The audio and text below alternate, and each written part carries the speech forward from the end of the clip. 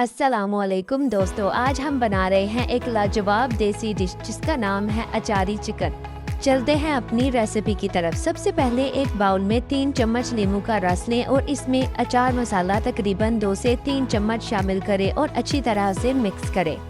इसके बाद सब्ज मिर्चों को अंदर से कट लगाकर इसमें इस मसाले को फिल करें और इनको साइड पे रख दें। अब एक बर्तन में हस्बे ज़रूरत ऑयल लें और उसको गर्म करें और उसमें प्याजों को हल्का सा फ्राई करें।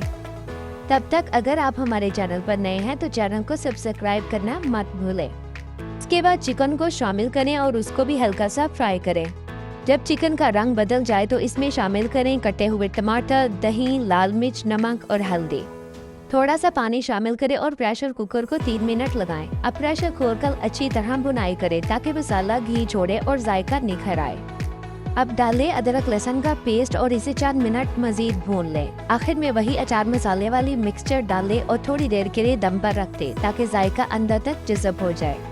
ऊपर से ताज़ा हरा धनिया डालें और आपकी लाजवाब अचारी चिकन हांडी तैयार है। अगर आपको ये रेसिपी पसंद आए तो वीडियो को लाइक, शेयर और सब्सक्राइब करना मत भूलें। Thank you.